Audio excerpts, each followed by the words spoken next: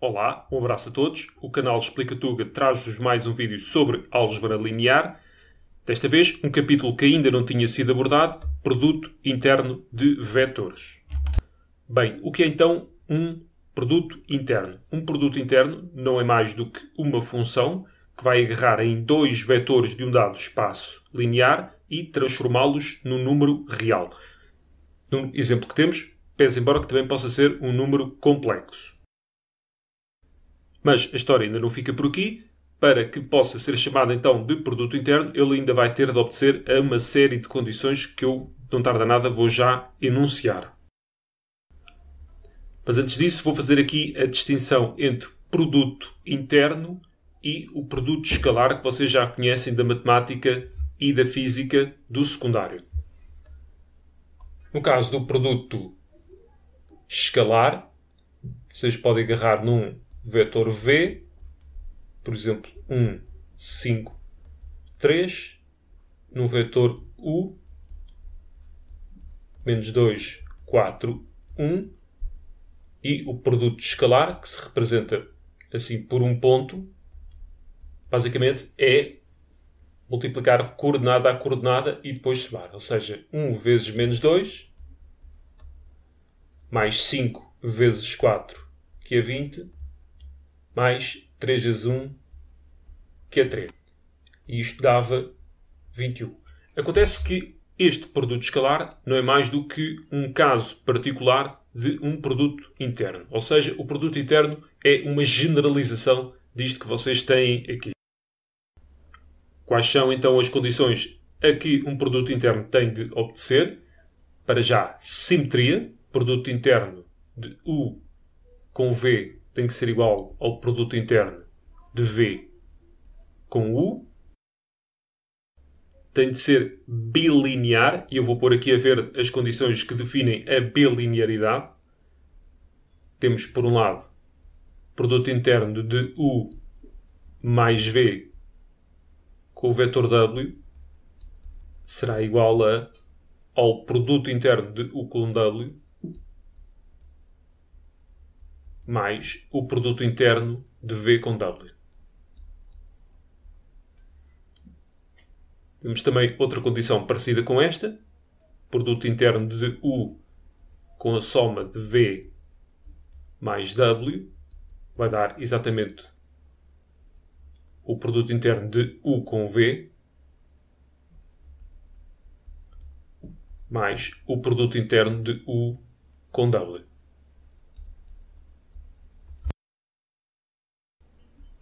Temos ainda o produto interno de uma constante k vezes U com V, que será igual a U com essa mesma constante vezes V, ou ainda passar a constante cá para fora e fazermos apenas o produto interno de U com V. Por outro lado, tem de ser definida positiva o produto interno de U com o U terá de ser maior que 0 ou poderá ser 0 apenas e só na condição de o vetor U ser o vetor nulo. Então, esta aplicação para ser um produto interno tem de ter simetria, tem de ser bilinear e tem de ser definida positiva.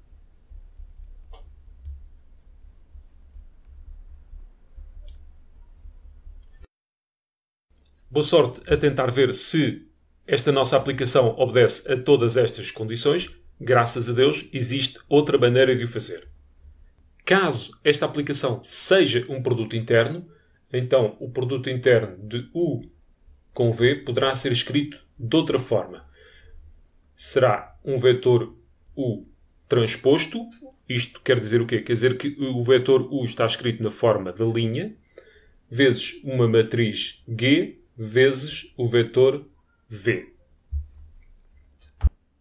Esta matriz tem um nome, chama-se matriz de Gram. Se nós conseguirmos escrever isto desta forma, nós conseguimos verificar todas as condições que estão a verde, ou seja, o facto dela ser ou não bilinear, mas ainda tem de se verificar outra condição. A matriz de Gram tem de ser simétrica, ou seja, a sua transposta é igual a ela própria. E isto verifica a simetria. Basicamente, estaríamos a trocar ali o vetor U com o vetor V. E como é que nós vamos verificar se ela é definida positiva? Vamos agarrar nos valores próprios da matriz G e eles próprios terão de ser maiores do que zero. Isto garante, então, a última condição. Resumindo, então, vocês já conheciam do secundário um caso particular do produto interno, que era o produto escalar e que tinha uma relação íntima com a geometria. Já o nosso produto interno vai mais longe que isso. Eu posso inventar qualquer produto interno que me apeteça desde que verifique estas condições. E estes nossos vetores podem representar, por exemplo, funções, tais como polinómios, outras matrizes ou qualquer outra coisa que eu me lembre. Então, em que circunstâncias vamos poder encontrar a nossa matriz de Gram e escrever o produto interno da seguinte forma? Antes de mais, vou chamar de U ao nosso vetor α1, α2, α3 e V o nosso beta1, beta2, beta3. Nós queremos escrever o nosso produto interno da seguinte forma: produto interno de U V, como sendo o vetor U transposto, vezes a tal matriz a que se chama matriz de Gram, vezes o vetor V. Vou escrever agora o nosso produto interno de uma forma diferente. Então ele é uma vez vezes α1, beta1, mais uma vez vezes α1, beta2. O α1, beta3 não aparece, por isso vou pôr aqui um 0.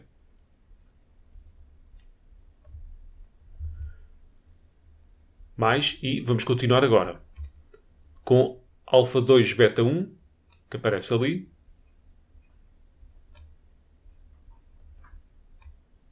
Mais α2, beta2, que tem o coeficiente 2. E por fim, o α2, beta3, que não está aqui presente, por isso vamos pôr um 0.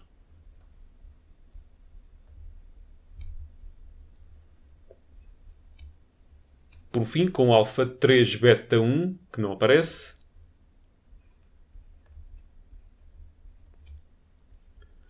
Mais α3, beta2, que também não aparece. E por fim, aqui 1 vezes α3, beta3. Reparem que não encontramos aqui nada como α1 ao quadrado, beta2 ao cubo, é tudo de primeiro grau e simplesmente temos aqui todas as combinações possíveis entre os alfas e os betas, cada uma com um respectivo peso. E creio que já começam a imaginar como é que será então a nossa matriz de Gram. Então, a nossa matriz é só agarrar aqui numa matriz 3x3 e vamos meter aqui cada um daqueles coeficientes. 1, 1, 0, 1, 2, 0, 0, 0, 1. Se quisermos ser um pouco mais formais, como é que chegamos então a esta nossa matriz? Por exemplo, esta entrada aqui. Bem, antes de mais nada, se nada vos for dito em contrário relativamente ao vetor U e V, vocês partem do princípio que eles estão escritos na base canónica. Quem é a nossa base canónica é o conjunto formado pelos vetores 1, 0, 0, 0, 1, 0 e 0, 0, 1. Aqui, neste caso, vamos chamar, por exemplo, B1, B2 e B3. Aquela entrada corresponde à primeira linha segunda coluna, então seria o produto interno de B1 com B2. Ou seja, de um modo geral, cada uma das entradas corresponde ao produto interno de BI, BJ, em que J é a coluna e o nosso I é a linha. Próximo passo passa por escrever o produto interno desta forma. Temos aqui 1, 0. Aqui 1, 2, 0. E assim. Vamos pôr aqui o nosso vetor U, que era aquele primeiro, alfa 1, alfa 2, alfa 3. E vamos pôr aqui o beta 1, beta 2, beta 3. Reparem, só até por curiosidade, isto é uma matriz 1 por 3. Esta é uma 3 por 3. Esta é uma 3 por 1. Quando multiplicam isto, fica uma matriz de 1 por 1, ou seja, dá um escalar. Verificar então que isto corresponde a isto. Se quiser podem fazer a multiplicação e confirmarem se vem aqui parar. Agora, isto não garante que se trata de um produto interno. Temos ainda de verificar se a nossa matriz de Gram é ou não simétrica. Vamos fazer aqui a transposta desta matriz. 1, 0 é a primeira linha, vamos pôr aqui em coluna. 1, 2, 0 é a segunda linha, vamos pôr aqui em coluna. E 0, 0, 1 é a última linha, vamos pôr aqui como sendo a última coluna. E, de facto, verifica-se que a matriz G é simétrica. Está verificada, então, a condição da simetria. Falta ver, então, se é definida positiva. Vamos resolver esta equação. E as soluções desta equação serão os valores próprios que andamos à procura. Temos que fazer o determinante desta matriz aqui, G menos lambda I, vai ficar 1 menos lambda 1, 0, 1, 2 menos lambda 0, 0, 0, 1 menos lambda. Vamos usar o teorema de Laplace para ver o determinante. Esta coluna aqui é mais apetecível, tem 2 zeros. 1 menos lambda é uma entrada positiva, que é mais, menos, mais, menos, mais. E vai multiplicar pelo determinante daquilo que sobra quando se tapa última linha, última coluna. Seja 1 menos lambda, 2 menos lambda.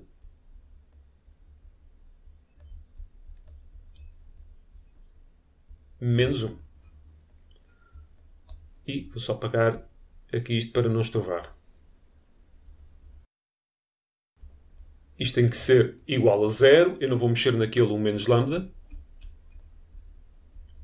Vamos fazer aqui a distributiva. Fica 2 menos lambda menos 2 lambda mais lambda ao quadrado. E falta aquele menos 1.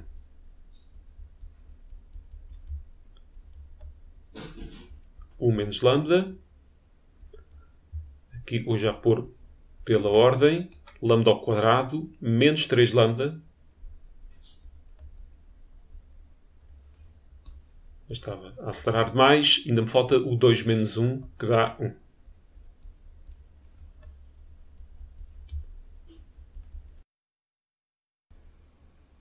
Então, vê-se logo que um dos valores próprios será lambda igual a 1, ou os zeros daquele polinómio de segundo grau. ficamos com lambda igual a 1 e, usando ali a fórmula resolvendo, ficamos com lambda igual a 3 mais ou menos raiz de 5 sobre 2. Raiz de 5 é menor do que 3, por isso, tanto o 3 mais raiz de 5 sobre 2 como o 3 menos raiz de 5 sobre 2 são todos positivos,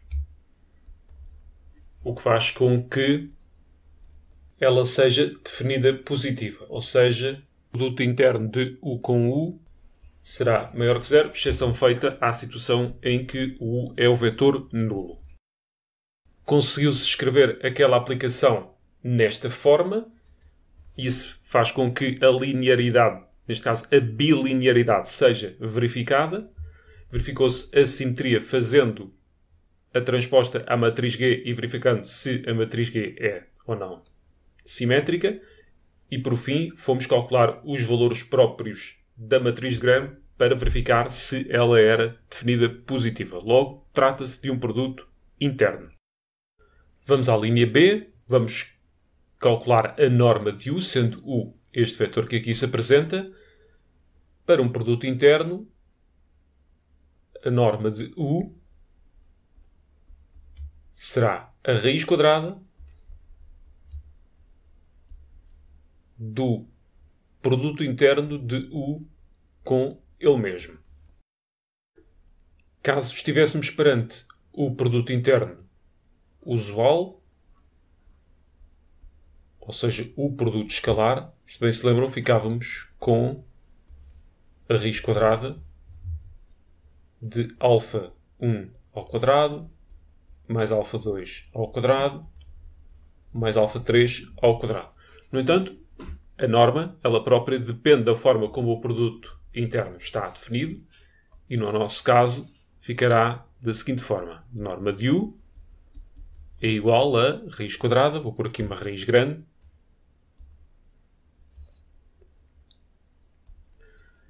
aqui ficará alfa 1, ou seja, alfa 1 ao quadrado, alfa 1, alfa 2,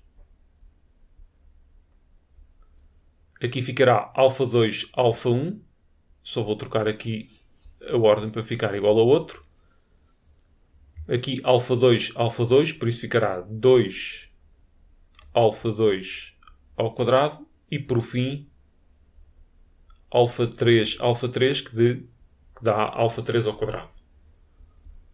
Vou só simplificar aquilo que puder. Alfa 1 ao quadrado, mais 2 vezes alfa 2 ao quadrado, mais alfa 3 ao quadrado, e por fim, estes dois são iguais, por isso ficará 2 vezes alfa 1, alfa 2. E, no que respeita à norma, estamos então conversados. Por fim, a linha C, o ângulo entre os vetores U e V. Aqui é um pouco parecido com aquilo que já sabiam. Cosseno desse ângulo será em cima o produto interno, neste caso entre U e V, e em baixo as normas de U e norma de V. Só que tanto o numerador como o denominador dependem, mais uma vez, da forma como o produto interno está definido. E é aqui que a álgebra e a geometria divergem um pouco.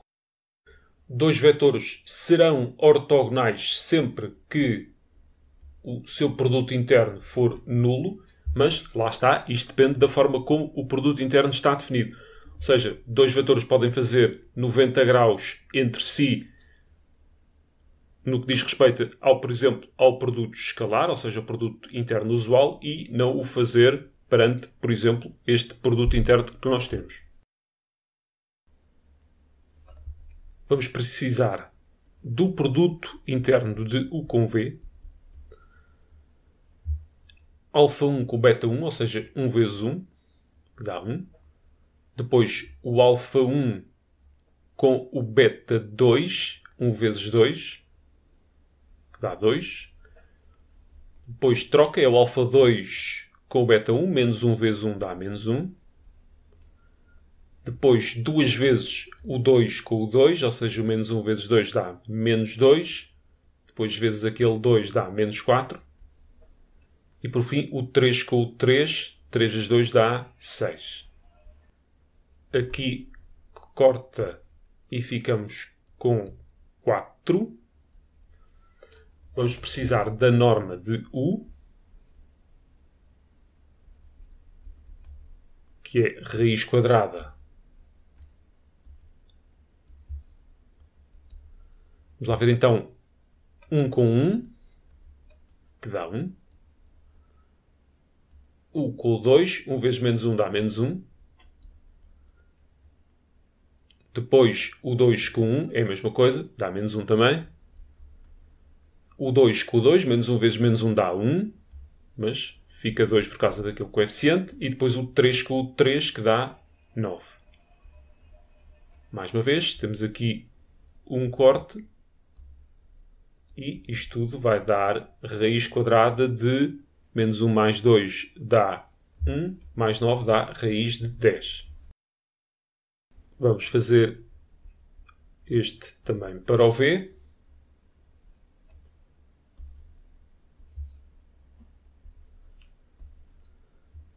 Um com 1, que dá 1.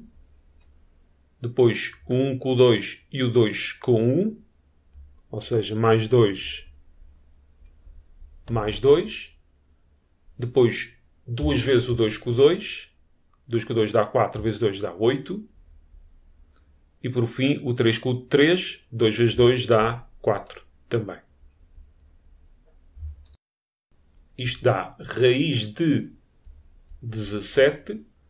Por fim, então, o nosso θ será igual ao arco cosseno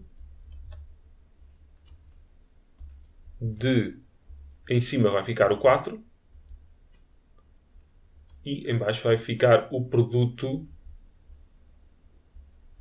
destas normas. Pondo isto então na máquina de calcular, temos o valor de 72 graus, isto quando arredondado às unidades. Resumindo um pouco aquilo que se passou neste vídeo, vocês já conheciam o produto escalar do secundário, que tinha uma relação íntima com a geometria. Já o produto interno é uma generalização do produto escalar. E este não tem que ter necessariamente algum tipo de relação com a geometria. Pode ser aplicado a funções, tais como polinómios, a outras matrizes, etc. Agora, qualquer aplicação que eu me lembre de fazer entre dois vetores e que me dê um número real ou complexo é um produto interno? Não. Para ser, tem de obedecer àquela série toda de condições que eu pus no início do vídeo. É fácil verificar que uma dada aplicação não é um produto interno, basta que viole qualquer uma daquelas. Mais complicado é provar que é. Nós teríamos aqui duas hipóteses. A primeira, verificar cada uma daquelas condições, o que é muito trabalhoso. Em alternativa, nós podemos pegar nesta aplicação e ver se a conseguimos escrever naquele formato. Ou seja, o transposto vezes uma matriz G vezes o nosso vetor V. Olhando para aqui, nós vamos conseguir perceber logo se o vamos conseguir fazer. Reparem que cada um daqueles termos corresponde a uma dada coordenada do vetor U vezes uma dada coordenada do vetor V vezes uma constante a que se dá o nome de peso. E com isto facilmente se escreve esta matriz G. Agora, para ser um produto interno, temos de ir mais longe. Para já provar que a matriz G é simétrica, ou seja, que a sua transposta é igual a ela mesma. E também provar que a matriz G é definida positiva. Para isso, temos de ver se os seus valores próprios são maiores do que zero. Posto isso, então, está provado que é um produto interno. Depois há algumas pequenas coisas que mudam, ou seja, a norma passa a ser definida como a raiz quadrada do produto interno de U com U, e por fim o ângulo, esse sim, tem uma definição parecida com aquela que vocês já conheciam do produto escalar. O vídeo já vai longo e vocês já devem estar fartos de mim. Voltaremos com certeza a esta temática mais tarde. Um abraço a todos, não se esqueçam de fazer a subscrição do canal. Saúde e sorte!